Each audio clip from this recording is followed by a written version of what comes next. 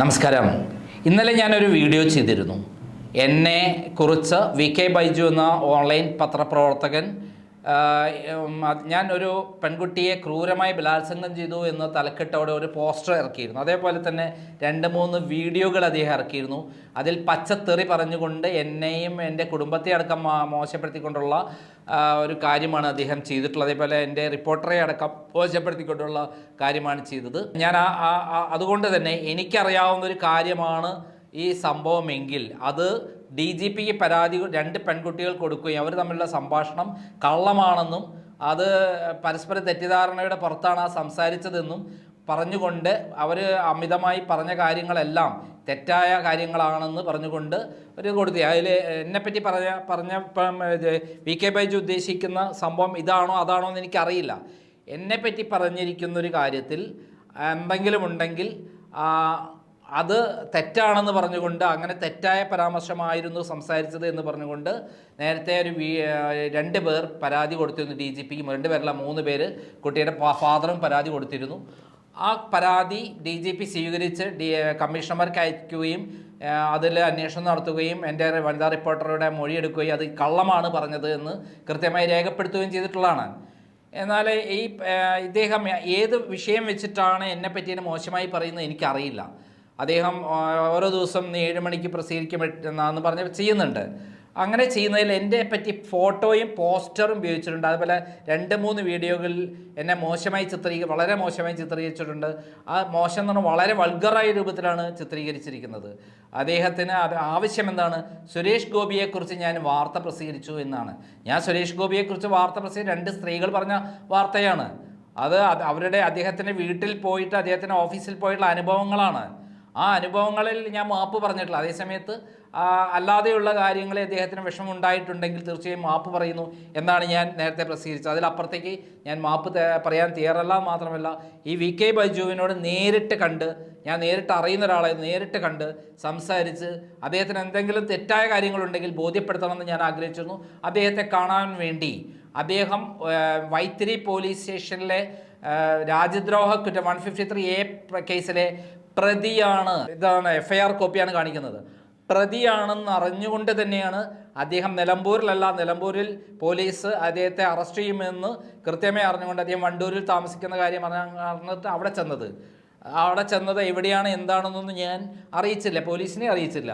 പോലീസിനെ ഞാൻ നിലമ്പൂരിൽ അന്വേഷിച്ചപ്പോൾ അദ്ദേഹം അവിടെ നിന്നും മാറി നിൽക്കുകയാണ്. അദ്ദേഹത്തെ എവിടെ കണ്ടാലും അറസ്റ്റ് ചെയ്യുന്നതാണ് എന്നോട് നിലമ്പൂർ പോലീസ് പറഞ്ഞിട്ടുള്ളത്. അവിടുത്തെ CI മുമ്പ് എനിക്ക് പരിചയമുള്ള ഒരാളാണ്.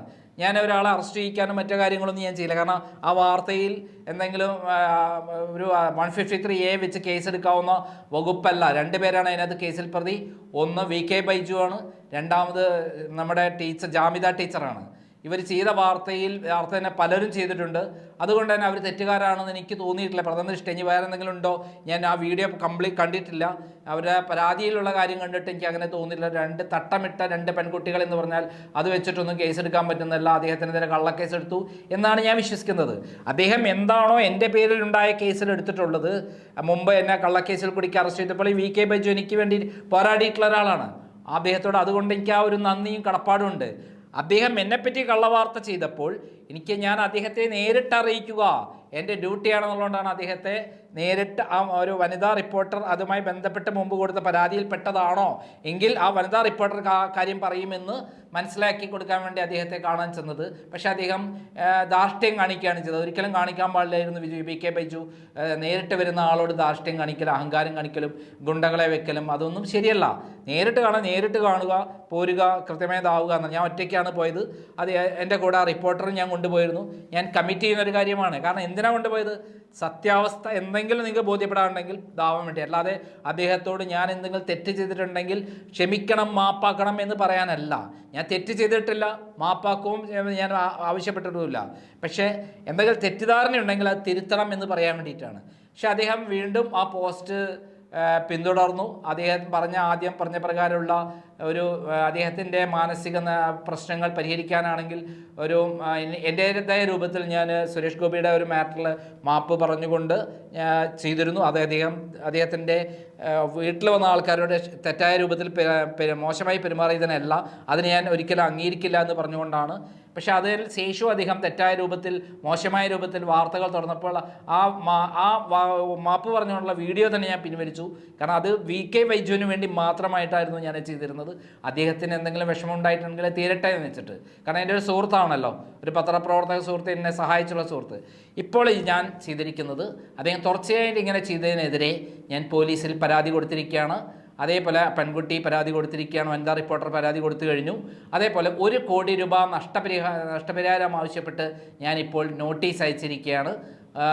അദ്ദേഹം കാര്യങ്ങൾ മനസ്സിലാക്കി എത്രയും വേഗം ഈ പറയുന്ന തെറ്റായ കാര്യങ്ങളിൽ നിന്ന് പിൻവാങ്ങണം. അദ്ദേഹത്തിന് എന്തെങ്കിലും സംശയമുണ്ടെങ്കിൽ എന്നോട് ചോദിക്കാം, ഏത് കാര്യം എന്നോട് ചോദിക്കാം. ഇന്ന വാർത്തയിൽ ഇന്ന കാര്യമുണ്ടല്ലോ, ഈ പറയുന്ന ഇതിൽ രേഖയുണ്ടല്ലോ എന്ന് പറഞ്ഞാൽ അദ്ദേഹത്തിന് ചോദിച്ചതാക്കാം.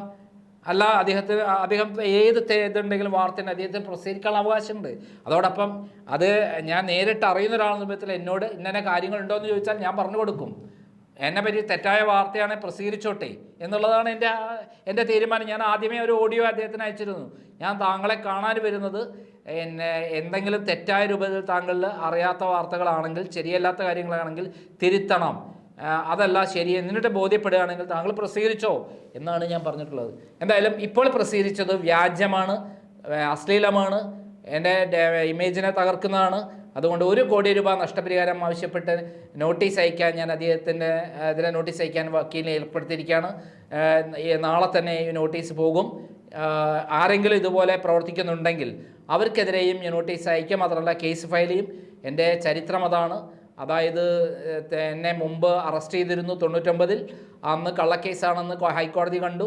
അതിൽ എക്സാക്റ്റായ DGP ആണ് ഇപ്പോൾ പത്മകുമാറിനെതിരെ ക്രിമിനൽ കേസ് എടുത്തിരിക്കുകയാണ് തിരുവനന്തപുരം കോടതി.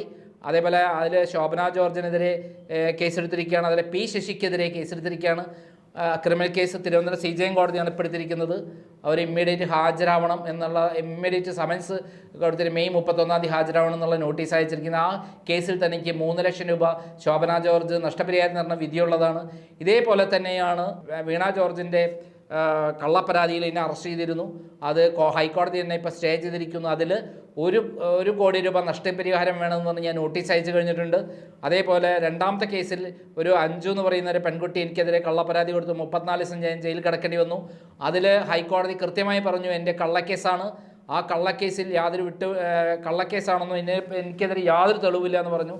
അതിൽ എനിക്കെതിരെ ഗൂഢാലോചന നടത്തി കള്ളക്കേസിന് പരാതി കൊടുത്തതടക്കമുള്ള കാര്യങ്ങൾക്ക് 8 പേർക്കെതിരെ, വീണ ജോർജ് അടക്കമുള്ളവർക്കെതിരെ ഞാൻ കേസ് ഫയൽ ചെയ്തിട്ടുണ്ട്, FIR രജിസ്റ്റർ ചെയ്തിട്ടുണ്ട്. അതിൻ്റെ അന്വേഷണം നടന്നുകൊണ്ടിരിക്കുകയാണ്. കോടതി നിരീക്ഷണത്തിൽ അന്വേഷണം നടക്കാൻ വേണ്ടി ഞാൻ ഹർജിയും ഫയൽ ചെയ്തിട്ടുണ്ട്. ആ കേസ് കോഷ് ചെയ്യാൻ വേണ്ടിയിട്ട് തന്നെ എനിക്കെതിരെയുള്ള കേസ് കോഷ് ചെയ്യാനും കൊടുത്തിട്ടുണ്ട്. അത് കോടതി അനുകൂലമായ നിലപാടാണ് എടുത്തിട്ടുള്ളത് എന്നാണ് അഡ്വക്കേറ്റ് പറഞ്ഞിട്ടുള്ളത്. കാരണം അതിന് തെളിവില്ല.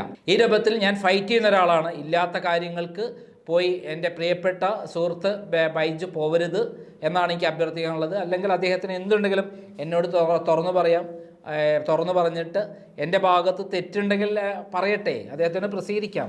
അങ്ങനെ ഒരു കാര്യം വന്നിട്ടില്ല. അതുകൊണ്ട് നിരപരാധികം അദ്ദേഹം ഇമ്മീഡിയറ്റ് ആ വീഡിയോസൊക്കെ പിൻവലിക്കണം, അതേപോലെ പോസ്റ്റർ പിൻവലിക്കണം എന്നുള്ളതാണ് എൻ്റെ ഡിമാൻഡ് പറഞ്ഞിരിക്കുന്നത് എന്ന് പ്രത്യേകം ശ്രദ്ധിക്കുക.